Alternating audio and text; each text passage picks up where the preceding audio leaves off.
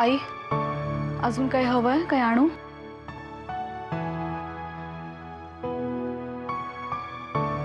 देव नाही आली का ग? नाही अजून, पण येईल एवढ्यात. निदान बाबांचा फोन तरी आला होता का? आई, तू नको ना त्रास करून घेऊस एवढा. अगं, एवढं सगळं घडून गेल्यानंतर काळजी नाही का वाटणार?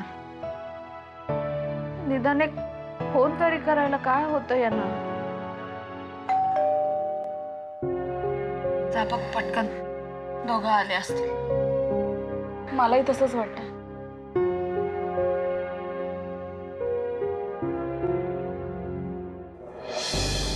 काका, तू साक्षी, मला आधी सांग, देव आणि बाबा कसे आहेत?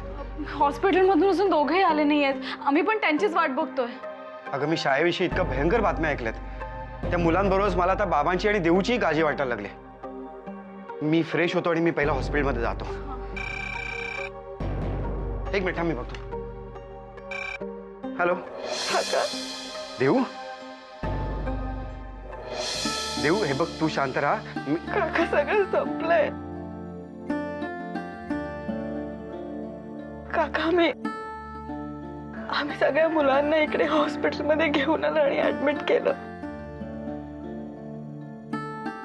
दादूने याचा धसका घेतला आणि त्यांचं बीपी खूप वाढलं, म्हणून त्यांनाही ऍडमिट करावं लागलं. हा, मी मुद्दाम हे सगळं आईला सांगितलं नाहीये. देऊ, मला आधी सांग, तू बाबा सुखरूप आहेत ना? काका, ज्या वॉर्ड मध्ये दादूंना ऍडमिट केलं होतं ते तिथे नाहीयेत आता. मी सगळं हॉस्पिटल शोधलं पण दादू नाही सापडले. अगं, पण देऊ, ते असे कसे कुठे गेलेत? ते माहित नाही काका. काका, मला दादूंच्या बाबतीत राजे शिर्क्यांपासून खूप भीती वाटते. हे बघ देऊ, तू काळजी करू नकोस. मी आत्ता तिकडे येतोय. नाही नाही काका, तू नको इथे येऊ. तू घरीच थांब. आई आणि साक्षीची काळजी घे. अगं, पण देऊ, तू एकटी तिकडे काय करणार आहेस? काका, मी अर्जुनला फोन करते आणि त्याला हे सगळं सांगते. आता ह्या परिस्थितीत तोच फक्त आपल्याला मदत करू शकतो. मी त्याच्याशी बोलते आणि काय बोलणं होतं ते तुला परत फोन करून सांगते. बर देऊ, तू स्वतःची काळजी घे. हो काका.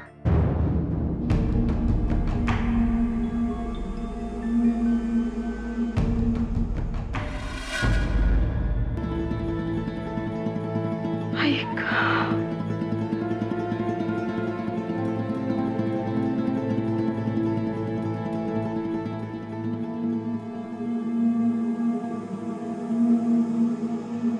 खंडू, आमच्यासाठी पाणी आण.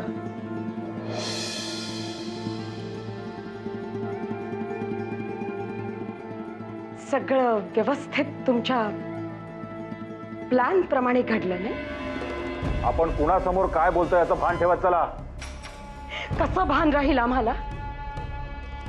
कशी अपेक्षा ठेवता तुम्ही? आम्ही त्या लहान निरागस मुलांचा आक्रोश पाहिला,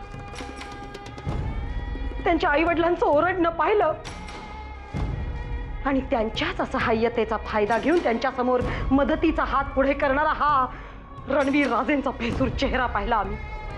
कसं भान ठेवायचं आम्ही? त्या बिचाऱ्यांना तर कल्पना देखील नसेल. ज्यांच्याकडून मदत स्वीकारणार आहोत त्यांनाच आपल्या मुलांचा जीव घेतलाय म्हणून. धर्मपत्नी या नात्यानं आमच्यावर ओरडत असाल राजे, तर एक गोष्ट लक्षात ठेवा, तुम्हाला पती म्हणायची देखील शरम वाटते आम्हाला.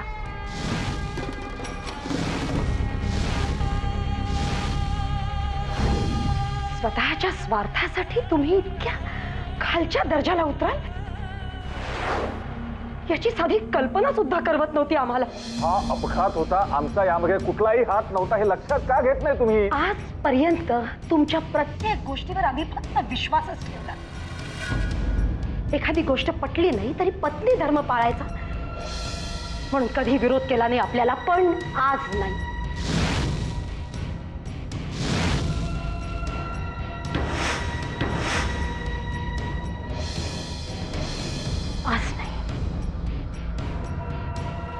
मिनिट. टीव्हीचा आणि आमचा आवाज जगजाहीर आहे. त्यामुळे मुलांच्या मृत्यूकरता प्रत्येक जण आम्हाला जबाबदार करताय. पण खरंच सांगतो, या मुलांच्या मृत्यूमागे, या अपघातामागे आमचा कुठलाही हात नाही. कशाला त्रागा करताय तुम्ही? काय सिद्ध करायचंय तुम्हाला? आम्हाला तुमच्याकडनं कुठल्याही स्पष्टीकरणाची अपेक्षा नाही आणि गरजही नाही. एक गोष्ट लक्षात ठेवा तुम्ही, सत्य कधीही दडवून राहत नाही. आणि जोपर्यंत तुम्ही तुमच्या तोंडाने आम्हाला सत्य सांगत नाही, तोपर्यंत आम्ही अन्न पाण्याला शिवणार देखील नाही. ना त्याग करून कुठला आरोप सिद्ध करणार आहात तुम्ही? त्याग हा सिद्ध करण्यासाठी नसतो, साध्य करण्यासाठी असतो.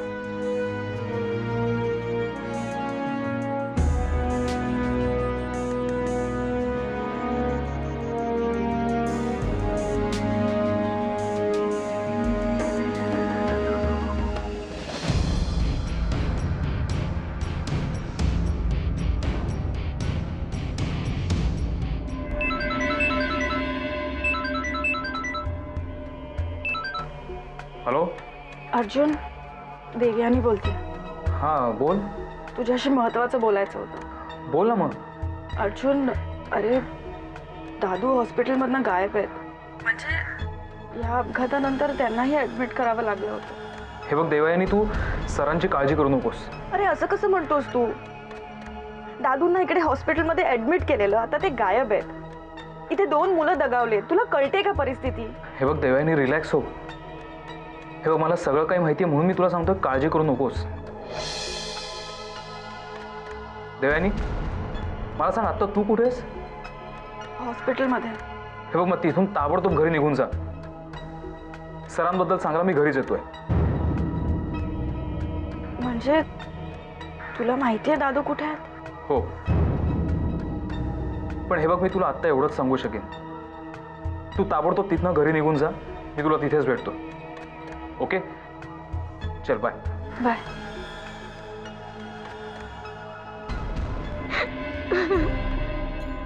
अगं बाई, रडू नकोस. अगं तुझ्या दादूला काहीही झालेलं नाहीये. पण गोदा काकू, या अवस्थेत ते कुठे गेले असतील हो? परमेश्वराला ठाऊक.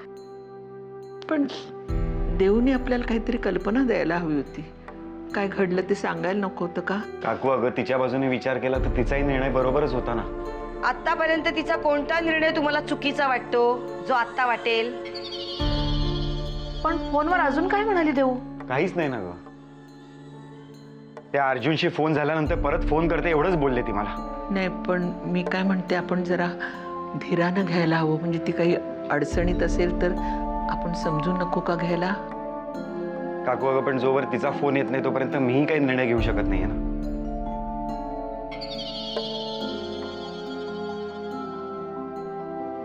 अरे वाज ना.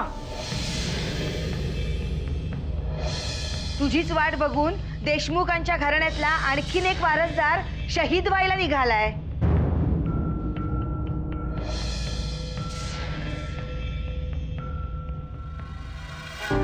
मी हॉस्पिटलमध्ये जाऊन येतो. हे बाबा, तू आता घरी थांबा, नाही तर तुझी वाट बघत आम्हाला इथे राहावं लागेल. पण खरंच एवढा वेळ लागतो फोन करायला? अरे तिचं अर्जुनशी बोलणं झाल्यानंतर ती फोन करून कळवणार होती. कदाचित झालं नसेल तिचं बोलणं. आपण वाट बघायला हवी ना. नाही, म्हणजे एवढा वेळ वाट पाहिली तर अजून थोडा वेळ वाट पाहूया ना. देव, तुझीच वाट बघत होतो. देव, देव हो का? काय झालं देव?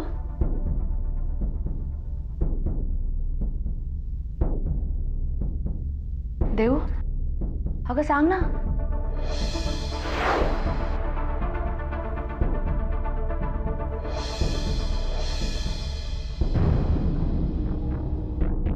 अर्जुनने काय सांगितलं? दाम्या कुठे आहे? अर्जुन म्हणाला दादूंची काळजी करू नका. देव, अगं पण बाबा आहेत कुठे? माहित नाही काका. तो म्हणाला की मी घरी येतो आणि सगळं सविस्तर सांगतो. अरे बापरे, म्हणजे पोलीस स्वतः घरी येऊन सांगणार म्हणजे?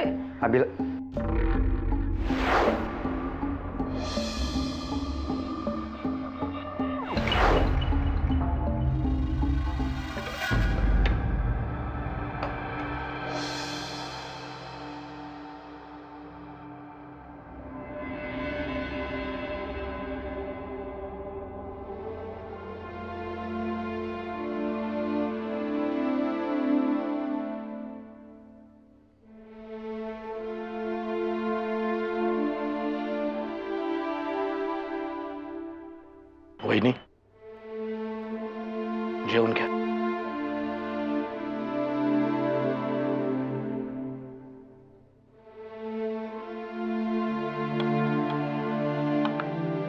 वहिनी, समोर आलेल्या अन्नाला नाही म्हणायचं नसतं असं आजपर्यंत तुम्हीच मला सांगत आलात ना. आम्हाला जेवायचं नाही जोपर्यंत रणवीर राजे आपला गुन्हा कबूल करत नाहीत, जोपर्यंत शाळेमध्ये घडलेल्या अपघातामागचं सत्य आम्हाला कळत नाही, तोपर्यंत आम्ही अन्नाला स्पर्श देखील करणार नाही. वहिनी, तुमचा निश्चय बरोबर आहे, पण तुम्ही निवडलेली जागा चुकीची आहे. आपली चूक कबूल करायला फार मोठं मन असावं लागतं, आणि मोठ्या मनाची माणसं या घरात राहत नाहीत हे तुम्हाला वेगळं सांगायला नको. 2 घास खाऊन घ्या. नका आम्हाला आग्रह करू भाऊजी, आम्ही आमच्या निर्णयावर ठाम आहोत. अशाच ठाम राहा, माझी काहीच हरकत नाही. पण तुम्ही हा निर्णय घेतल्यापासून घरातल्या एकानं तरी तुमची चौकशी सुद्धा केली? ज्यांनी खरं बोलावं म्हणून तुम्ही स्वतःला उपाशी ठेवताय ते बाहेर मेजवान्या सोडतायत, याची कल्पना आहे तुम्हाला? तो त्यांचा प्रश्न झाला. वहिनी, त्यांनी खरं बोलावं म्हणून तुम्ही जो त्रास करून घेताय, तुमच्या या भावना रणवीर राजेंना कधीतरी कळतील असं वाटतंय तुम्हाला? प्लीज वहिनी, हा हट्ट सोडा. हट्ट नाहीये हा, हट्ट नाहीये हा भाऊजी. जेव्हापासून शाळेच्या जागेवरती मॉल उभा करण्याचा घाट घातला गेला तेव्हापासून, अगदी तेव्हापासून माझं मन खातंय मला. डीव्ही सरांचं स्वप्न उघड्या डोळ्यानं उद्ध्वस्त होताना बघत आले मी, आणि काहीही करू शकले नाही. लहानपणापासून विक्रमादित्य राजेंचा प्रत्येक हट्ट रणवीर राजे पूर्ण करत आलेत, पण त्यांच्या या वेड्या हट्टासाठी ते निष्पाप मुलांच्या जीवावर उठतील असं आम्हाला कधीच वाटलं नव्हतं. एक पत्नी म्हणून रणवीर राजेंनी आम्हाला आमचा सन्मान कधीच दिला नाही, पण तरीही नील भाऊजी, आज मनापासून असं वाटतंय की डीव्ही सरांनी यांच्यावर जे जे आरोप केलेत ते सगळे खोटे ठरावेत. आणि ते खरे ठरले तर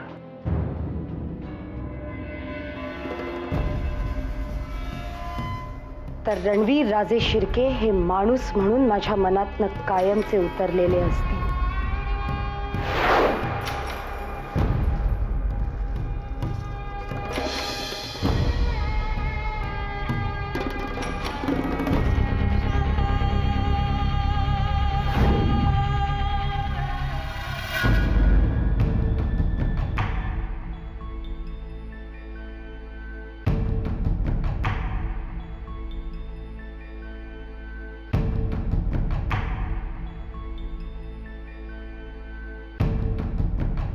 अर्जुन, अरे तू काहीच बोलला नाहीस, आम्हाला कसं समजणार आहे? काका, मी सांगितलं ना सर सुरक्षित आहेत. पण कुठे?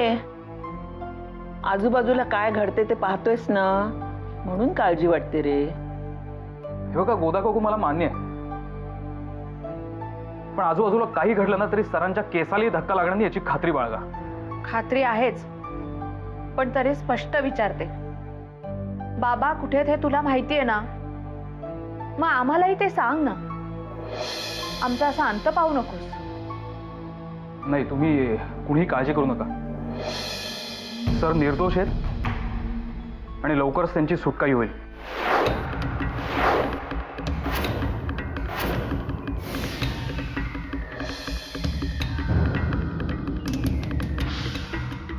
सुटका म्हणजे बाबांना? हो, सरांना अटक झाली.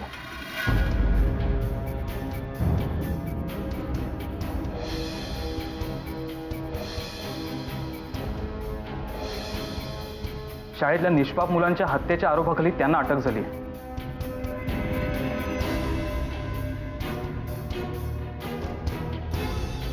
पण तुम्ही काळजी करू नका. मी लवकरात लवकर या केसचा तपास करून सरांची निर्दोषपणे सुटका करणार आहे.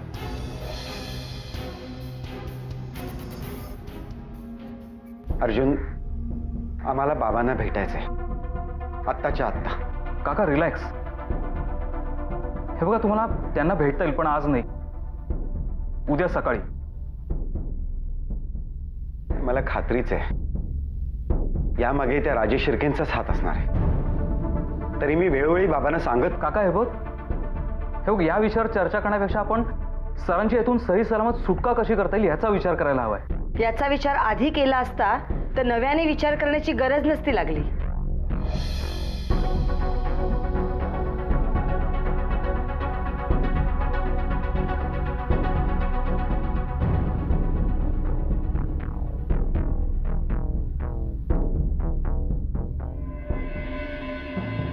DV Deshmukh, DV Deshmukh, DV Deshmukh, DV Deshmukh. DV सरांच्या शिक्षा आमच्या मुलांनी का भोगायची? आमच्या मुलांच्या जीवाची खेळण्याचा त्यांना काही अधिकार नाहीये.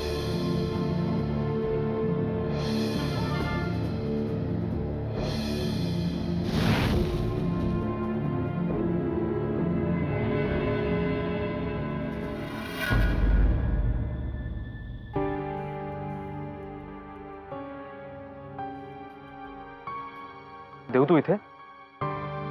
तुझीच वाट बघत होते. काय बोलायचं होतं? हे सगळं कसं घडलं हे तुझ्याकडनं मला सविस्तरपणे जाणून घ्यायचंय. तू जाणून काय करणार आहेस? देव, इथे भ्रष्टाचारांनी पोखरलेल्या सिस्टीमचं एक चक्रव्यूह आहे. तू विचारावर मी सांगीन एवढं सोपं नाहीये ते. अगं, जिथे डीव्ही सरांसारखा माणूस अगदी सहज अडकतो तिथे तू विचार कर ना, त्याची व्याप्ती किती मोठी असेल. अर्जुन, मला दादूंना ह्या चक्रव्यूहातून बाहेर काढायचं आहे, पण त्याची वाट मला माहित नाही. मी स्वतः या सिस्टीमचा भाग असून काही करू शकत नाही. तू काय करणार? अर्जुन, दादूंसाठी हे काम मीच करू शकते. मी कुठल्याही सिस्टमचा भाग नाहीये. माझे हात कुठल्याही कायद्यानं बांधलेले नाहीये. हे बघ अर्जुन, प्रयत्न करण्यात काय हरकत आहे? पण फक्त प्रयत्न नको आहेत, झोकून देण्याची तयारी हवी. मी तयार आहे. देव, आयुष्यात खूप कमी विद्यार्थ्यांना गुरुदक्षिणा द्यायची संधी मिळते. आज ती तुला मिळाली आणि तुझ्यासोबत मला. तू हे चक्रव्यूह वेधायचं ठरवलंयस तर तुझा सारथी व्हायला मी तयार आहे.